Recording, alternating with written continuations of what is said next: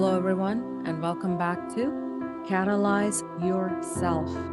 I'm Gayatri, and today we are entering into a reflection that speaks to the heart of how we live, choose, and lead. We often think of leadership as something external, a role, a title, a responsibility. But the kind of leadership we are exploring here today is something so much more deeper. It is the way we lead our own lives. And yes, by extension, this will apply to how we operate in any of our relationships, personal or professional. The intentions behind our decisions, the way we show up, especially when things are hard. And if we pause to consider this, many of us might see a quiet pattern. We are leading, yes, but not always from our center. Sometimes we are leading from conditioning, from the version of us that learned how to adapt, how to prove, how to keep peace, how to stay ahead. We've led from performance, from urgency, from what we thought was expected.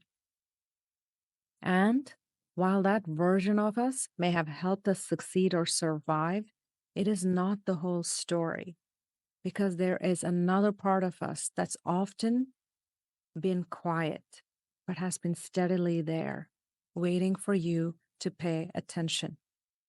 The part that already knows how to move from truth, from your alignment, from your grounded clarity. The part of us we return to when we stop trying to prove and start choosing to be present. And that's the part we are reconnecting with today.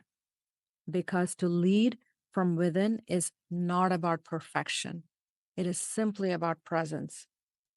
It is not about control. It is simply about connection. It is about remembering that we are the ones who get to shape how we meet our present moment, not from what we were told to be, but from who we already are. So, in this episode, we explore what it means to lead our lives from that place, from the conscious self, the part of us that sees clearly, listens deeply, and chooses with care and compassion. And we'll bring together all we have built so far, the SIRE model in its fullness, to see how this kind of inner leadership becomes not just possible, but sustainable. When we talk about leading from within, we're really talking about the quiet difference between two ways of being, the conditioned self and the conscious self. The conditioned self is that version of us that formed to navigate the world, shaped by early experiences, cultural messages, family dynamics, work environments, and repeated expectations. It is the self that learned which behaviors were rewarded, which emotions were safe, which strengths were celebrated, and which part of us felt too much, too different, or not enough. And so we adapted. We built habits and stories to protect ourselves. Some of us learned to be high achievers, the helper, the people pleaser, the emotionally disconnected avoider, the one who stays silent to avoid conflict, the one who tries to control whatever possible to avoid feeling vulnerability.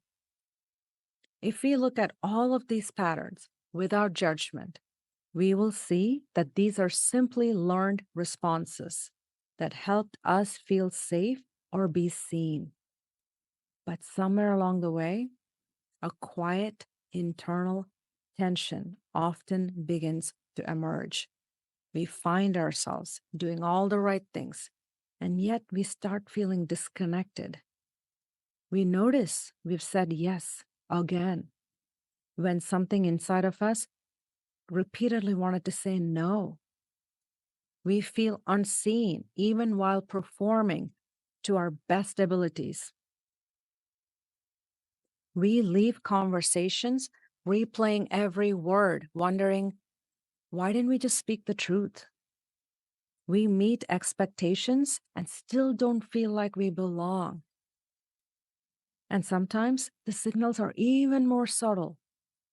Some of those could look like softening of our tone or voice in meetings so we don't sound too strong. delaying sharing an idea because we fear we will be misunderstood, becoming the reliable one, the accommodating one. And then we wonder, why does no one see my fatigue? We tell ourselves we're being flexible when really we're just afraid of being called difficult. We find ourselves managing others' emotions before we can even name our own. We find ourselves feeling disconnected in meetings because we are saying what we think others want to hear versus what we truly want to say. We are editing emails multiple times, not for clarity, but to ensure that you come across likable.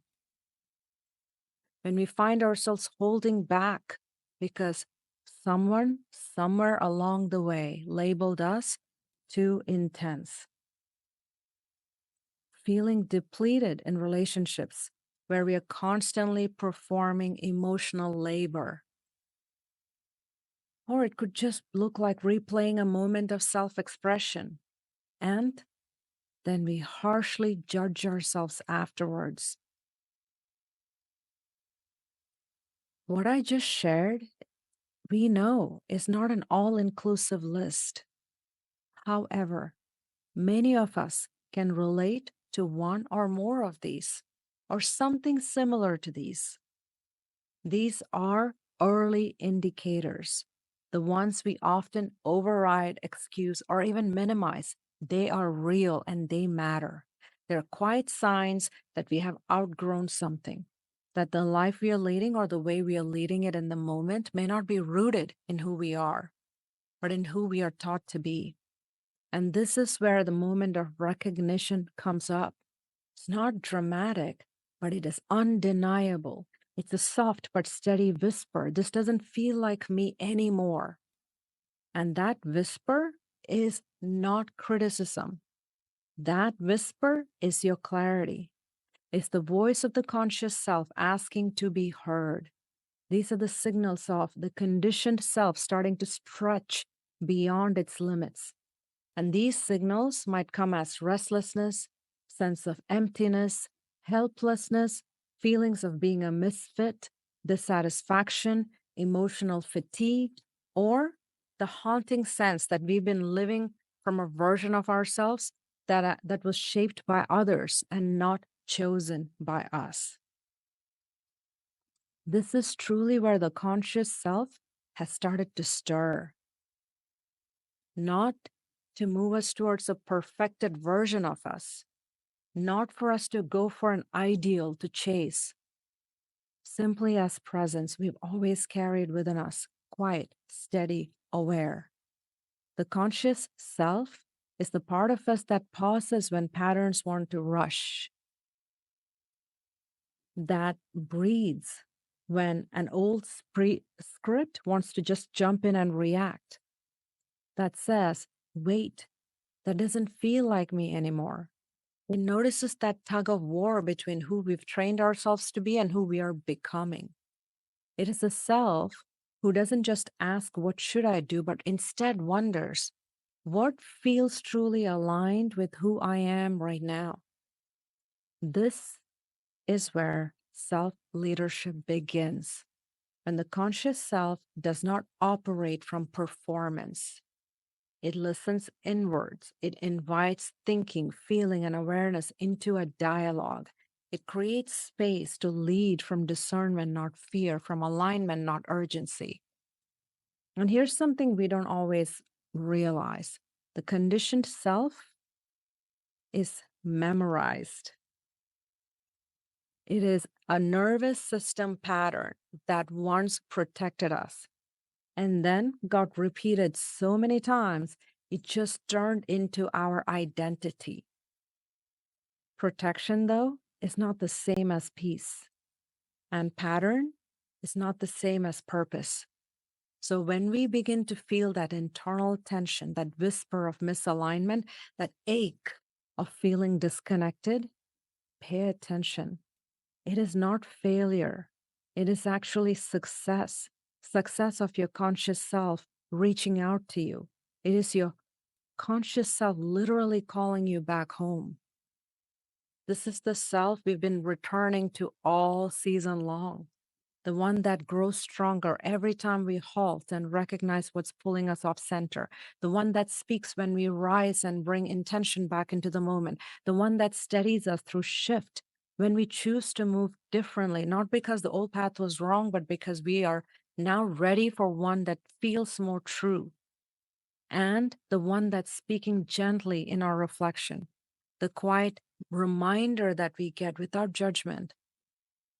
You're leading now, not surviving, not proving, just leading from who you truly are. And let's be clear, we are not disowning the conditioned self. That part of us deserves our respect. It helped us feel safe, accepted, and seen. It did its job. Now we simply get to choose who leads.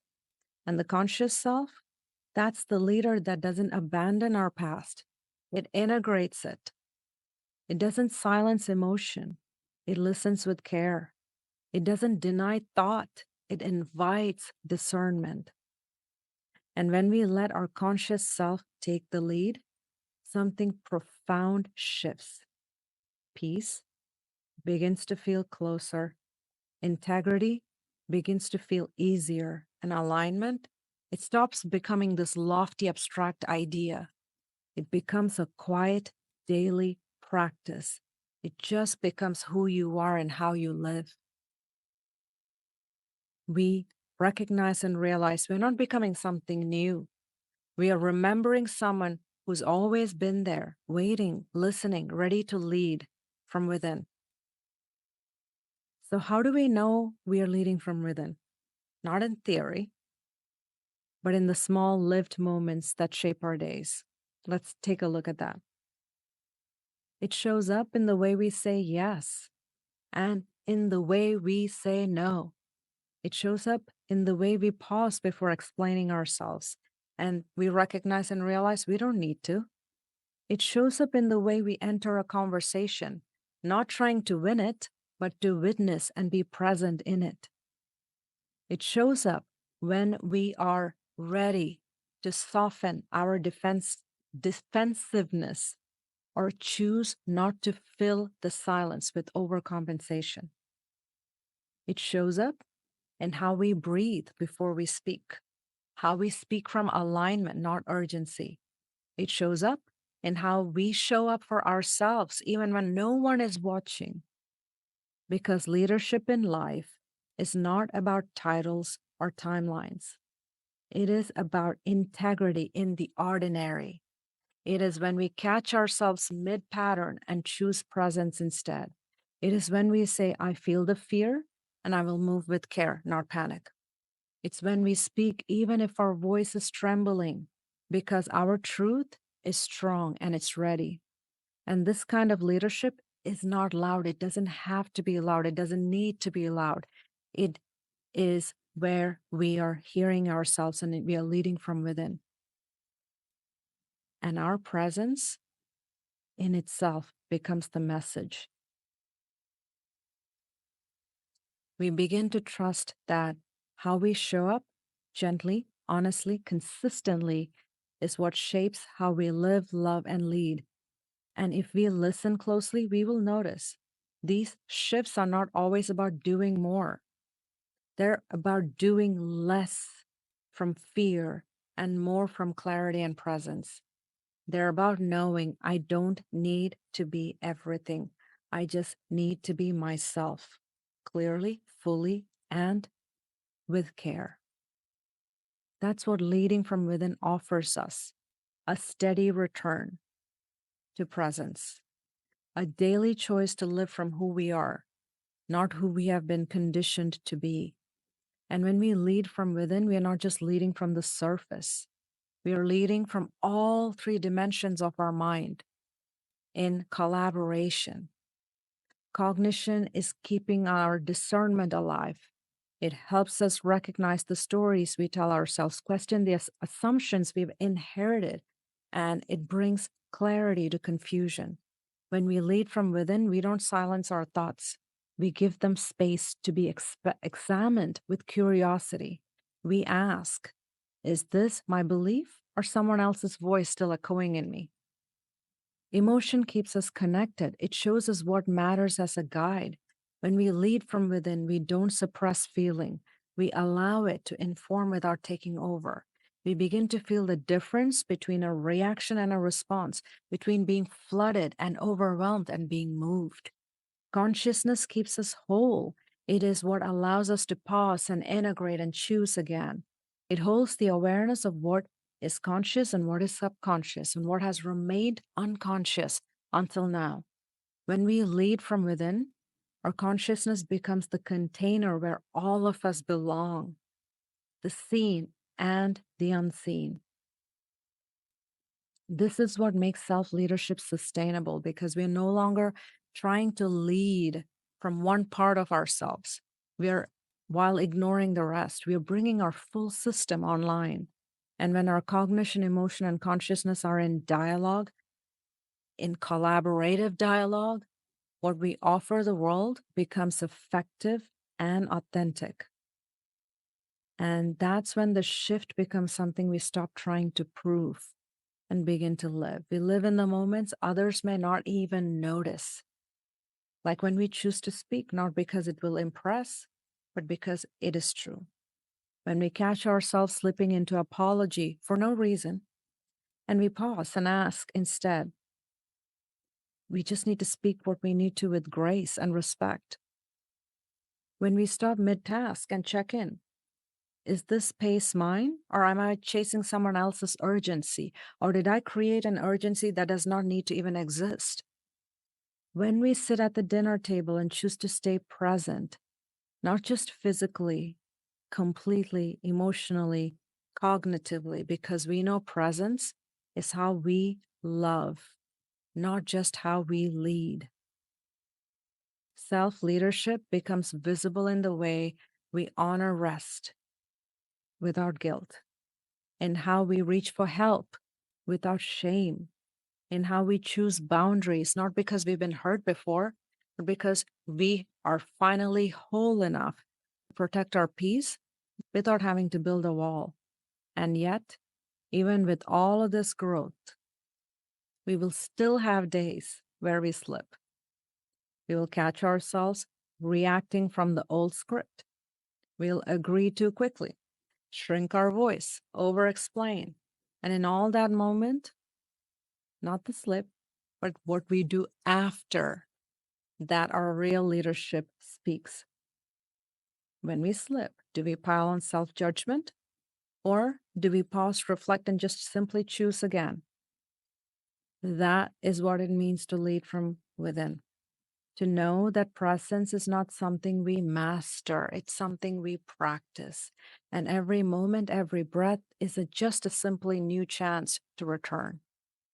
And this return does not require a grand gesture. Sometimes it's a quiet breath before we enter a room. Sometimes it's journaling while what we felt in a meeting so we don't carry it into the next. Sometimes it's walking away from a situation where we've stayed into too long and choosing not to abandon ourselves again. And sometimes it is in noticing the moments where no longer having to explain ourselves and realizing that we've shifted. We're no longer performing, we're simply being. And in that being is the leadership that transforms not only how we show up, but how others experience us. Because when we lead from within, something beautiful begins to happen around us. The people who once expected us to bend fall away because their current self is not able to align with us, or they're able to stay with us because they're able to respect our steadiness. The dynamics that once drained us begin to change our fate because we are no longer feeding them. The moments that once felt impossible begin to feel easier to navigate, not because they got easier, but because we got clearer. And we begin to live with that clarity, the kind that's rooted within, not imposed. We start to see it ripple in how we hold boundaries and how we respond to pressure and how we meet the people and responsibilities in our lives. because the way we lead our life is the foundation of how we lead all of our roles, personally and professionally. How we show up with our family, in our friendships, in our communities, inevitably, there's an echo of it in how we lead in our work also. And I've seen this in the coaching space with executive leaders, where the stakes may look very different, but the inner work is exactly the same. The patterns that play out behind closed doors, overcommitment, hesitation, hypervigilance, overfunctioning, often show up in high stakes moments. Executive leaders lead with the high pressure scenarios most of the time. And this is not because the leader is unaware or incapable, but because the conditioned self is driving the moment for them instead of their conscious one. Let me share a few real lived coaching moments that demonstrate this. In one engagement, a senior leader had been holding everything: strategy, execution, team dynamics, even emotional temperature. Her default was to carry what others couldn't, to absorb what others didn't say, and to solve before others could even struggle. Delegation wasn't the issue. Trusting that delegation would be met with the same care was. She was leading from over functioning, not because she didn't believe her team, but because her identity had long been tied to holding it all together. And through the coaching conversations we had, we used Sire's system to help her come back to her center. Self awareness was the place we started with, allowing her to notice when she was overstepping, not because of need, but because of habit. Self inspiration reminded her of what she actually valued, which was collaboration, autonomy, and growth. And what she was moving through her work with was focused on results, not at all aligned. With regulation, she began to sit in with meetings without filling every silence. And expression shifted. She began asking instead of anticipating. Halt helped her recognize the fatigue that she was feeling had now become her normal. Rise allowed her to breathe through the discomfort of not just jumping in and doing. Shift showed her how to create that space for others without abandoning her own standards. And in reflection, she began to trust her team more. She always trusted her team. She was just moving in patterns that prevented herself and the team from seeing it because she had started trusting herself differently. That is what leadership from within begins to look like.